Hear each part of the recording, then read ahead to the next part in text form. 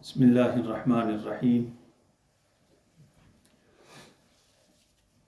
للہ الحمد علی ما انعم وله الشکر علی ما اصدی والصلاة والسلام علی امام الانبیاء والمرسلین وعلى آلہ واصحابہ اجمعین اما بعد فاعوذ باللہ من الشیطان الرجیم بسم اللہ الرحمن الرحیم انا اعطیناک الکوثر فصل لربک وانحر ان شانئک هو الابتر صدق اللہ العظیم وصدق رسولہ النبی الکریم الامین وبلغناه على ذلك لمن الشاهدين والشاكرين والحمد لله رب العالمين۔ حمد و صلات کے بعد تمام تعریفیں اللہ رب العزت کے لیے ہیں، جس نے ہم سب کو ہر طرح کے فضل، ہر طرح کے انعام سے نوازا۔ ہزاروں رحمتیں اور ہزاروں درود ہوں آقا دو جہاں سید الاولین والآخرین صلی اللہ علیہ وآلہ وسلم کی ذات و برکات پر کہ جن کے طفیل یہ کائنات معرض وجود میں آئی۔ اللہ رب العزت قرآن کریم میں آقا علیہ السلام کی امتیازی شان اور آپ کو جو انعام کوثر کی صورت میں عطا فرمایا، اس حوالے سے ارشاد فرماتا ہے انا اعطیناک الکوثر، کہ اے حبیب ہم نے آپ کو جو کچھ بھی عطا کیا، جو بھی ہم نے آپ پہ نوازشات کی، الکوثر بے حد و حساب ہم نے آپ کو نواز دیا۔ فصل لربک وانحر، پس آپ اپنے رب کی نماز ادا کیجئے اور قربانی کیجئے۔ ان شانئک هو الابتر، یقیناً جو آپ کا دشمن ہے وہی بے نام و نشان رہے گا۔ دیکھیں اس آیہ مبارکہ میں اللہ رب العزت آقا علیہ السلام کو نواز رہے ہیں، عطا کیا جا رہا ہے۔ انا اعطیناک الکوثر، کہ اے حبیب ہم نے آپ کو جو کچھ بھی عطا کیا بے حد و حساب عطا کر دیا۔ عطا کرنے کے بعد جو سب سے پہلا حکم دیا وہ یہ تھا فصل لربک وانحر، اپنے رب کی نماز ادا کرو۔ اور حضرت ابراہیم علیہ السلام کی وہ آیہ مبارکہ مجھے وہ یاد آ رہی ہے جس میں اللہ رب العزت نے ذکر کیا ربنا انی اسکنت من ذریتی بواد غیر ذی زرع عند بیتک المحرم، کہ اے حبیب میں نے اپنی اولاد کو انی اسکنت من ذریتی بواد، ایسی وادی میں چھوڑ دیا غیر ذی زرع، جس میں کچھ بھی اگتا نہیں اور تیرے حرم کے پاس ہے۔ اکیلے تنہا اپنی اولاد کو، اپنی بیوی کو وہاں چھوڑ دیا، اور پھر اللہ سے سب سے پہلے کیا مانگا؟ ہمارے ذہن میں یہ سوال پیدا ہوتا ہے کہ جب کسی کو جنگل میں یا کسی ایسی جگہ پہ جاتے ہیں اللہ تجھے اپنی حفظ و امان میں رکھے، اللہ تیری حفاظت کرے، لیکن ابراہیم علیہ السلام نے کیا مانگا؟ غیر ذی زرع عند بیتک المحرم ربنا لیقیموا الصلاۃ، اللہ ان کو پکا نمازی بنا دے، نماز کی طرف مائل کر دے۔ یہ آیہ مبارکہ یہ بات بیان کرنے کا مطلب یہ ہے کہ جہاں پہ اللہ رب العزت نے کچھ بھی کہیں بھی عطا کیا، ساتھ ہی جو حکم دیا، سب سے پہلا حکم دیا نماز کا حکم دیا۔ اور ابراہیم علیہ السلام نے بھی اپنی اولاد کو جب چھوڑا تو جو پہلی چیز مانگی اللہ رب العزت سے وہ نماز مانگی۔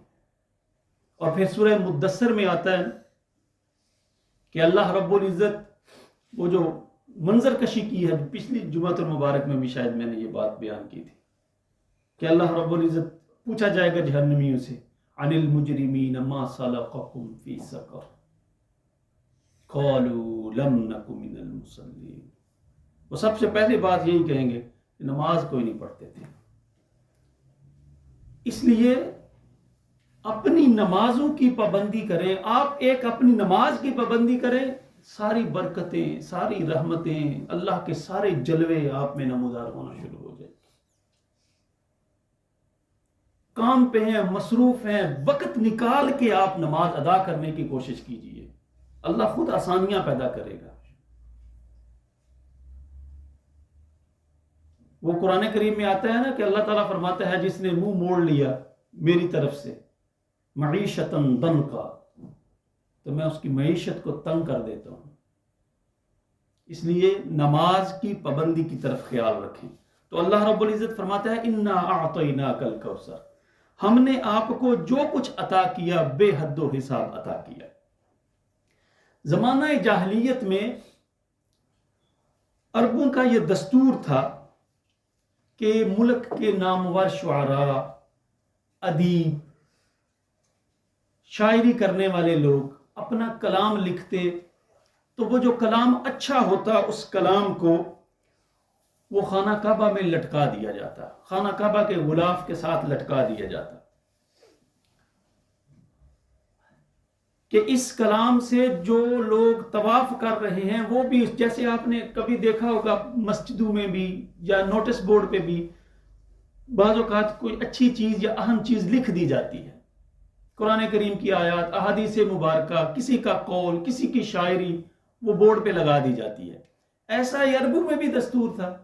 جب یہ سورہ مبارکہ نازل ہوئی تو صحابہ کرام نے بارگاہ رسالت مآب صلی اللہ علیہ وآلہ وسلم میں عرض کیا، یا رسول اللہ، کیا ہم اس آیہ مبارکہ کو لکھ کے، اس سورہ کوثر کو لکھ کے انا اعطیناک الکوثر فصل لربک وانحر ان شانئک هو الابتر، غلاف کعبہ کے ساتھ لٹکا سکتے ہیں؟ مصطفیٰ کریم صلی اللہ علیہ وآلہ وسلم نے اس بات کی اجازت عطا فرما. صحابہ کرام نے اس سورہ مبارکہ کو لکھ کے وہاں پہ لٹکا دیا. عکاس اور ذی المجاز یہ ان کے دو میلے کہہ لیں یا اینول گیدرنگ کہہ لیں ہوتی تھی. بڑے بڑے شعراء آئے، ادیب آئے. جو سب سے بڑا ادیب تھا وہ اس سورہ مبارکہ کو پڑھتا رہا، انا اعطیناک الکوثر فصل لربک وانحر ان شانئک هو الابتر. پڑھتا رہا، غور کرتا رہا. غور کرنے کے بعد اس نے جو نیچے فقرہ لکھا وہ یہ لکھا، ما ھذا کلام البشر، یہ کسی انسان کا کلام نہیں ہو سکتا. اتنا فصیح و بلیغ یہ کسی انسان کا کلام نہیں ہو سکتا.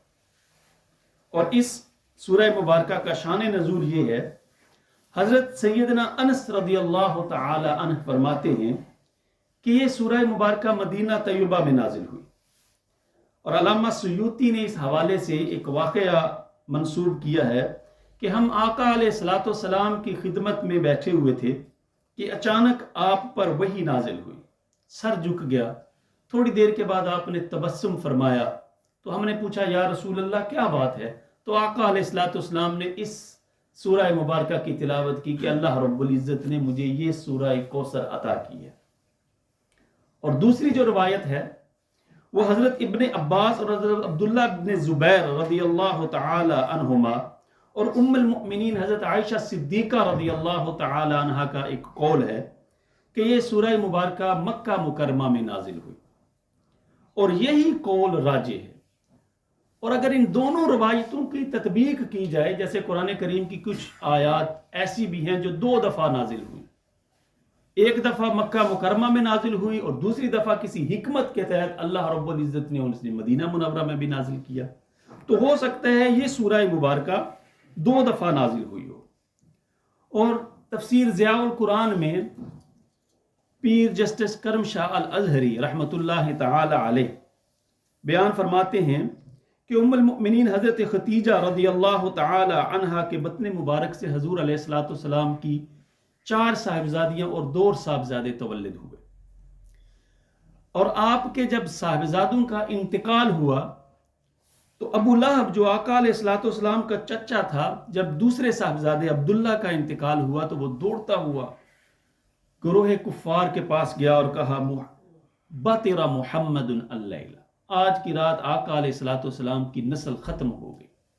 میرے اللہ کو غیرت آئی اور اللہ رب العزت نے اسی وقت یہ سورہ مبارکہ نازل کی، انا اعطیناک الکوثر، اے حبیب ہم نے جو کچھ آپ کو عطا کیا بے حد و حساب عطا کیا، فصلی لربک وانحر، بس اپنے رب کی نماز ادا کیجئے اور قربانی کیجئے، ان شانئک ھو الابتر، آپ کا دشمن ہی بے نام و نشانہ رہے گا۔